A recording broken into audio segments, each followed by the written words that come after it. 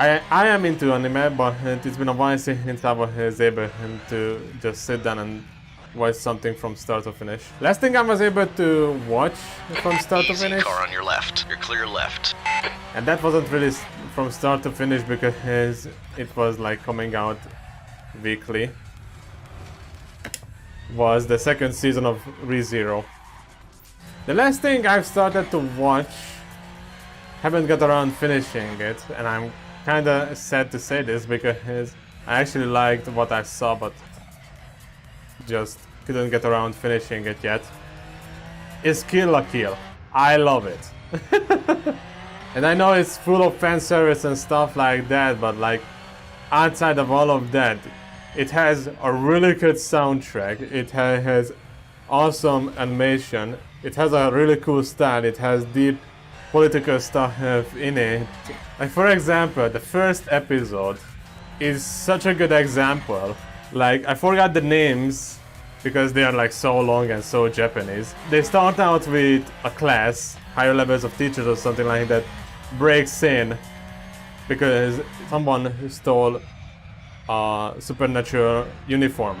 And the way he steps in, they frame him to be like this gigantic, huge colossum of muscle, and when they find out where the guy is, he starts to run. So what does the teacher do?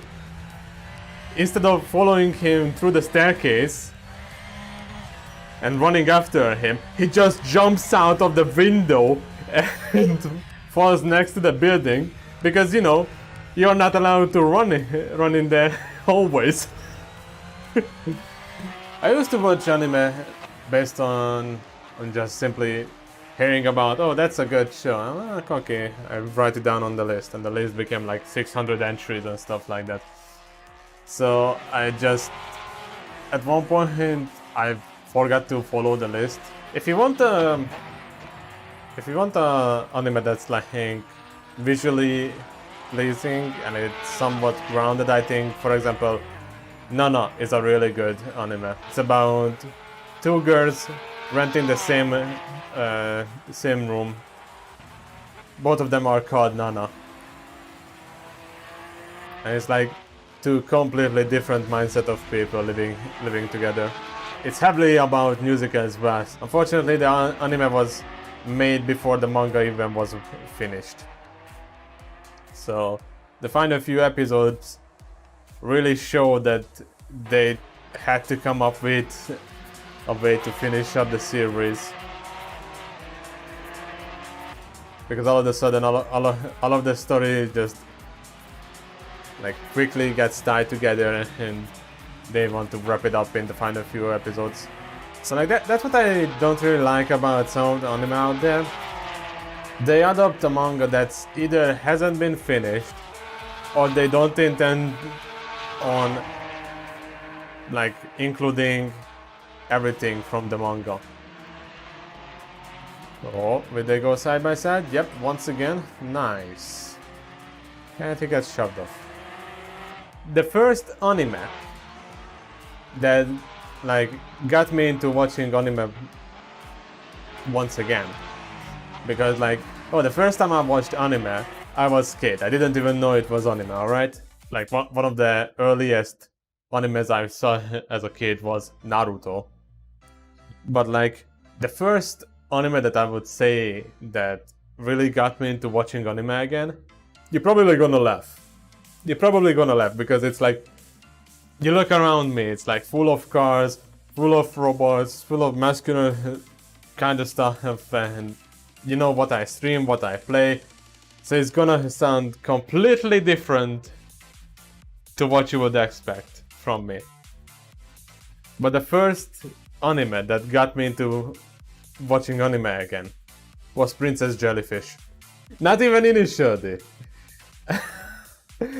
I started to watch initially, I dropped it after the first few episodes. I saw a clip of Princess Jellyfish on YouTube and I was like, okay, I'm gonna give it a shot.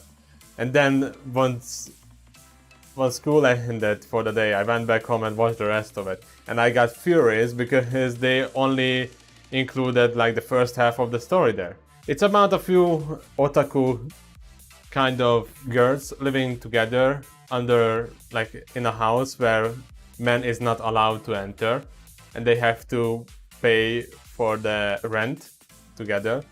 So then one day, one of the girls ends up in a predicament, and then someone else helps her out. And it's like, well, it's another woman. So then at nighttime, she just stays with them.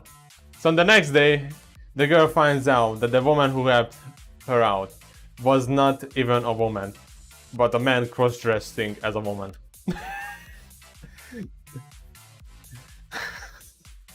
It sounds so weird, I know, but I like the art style, I like the music, I like the weirdness of the story, because then you realize that, oh yeah, the guy is hiding his identity because he's a son of a high-ranking politician.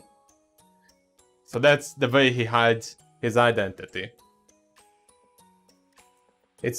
I really liked it, but then again, it just they ended it in a very, like, weird way at the end. It's like it's like, oh yeah, happy ending, but it doesn't really follow much of what you would expect. So yeah, it's a short story.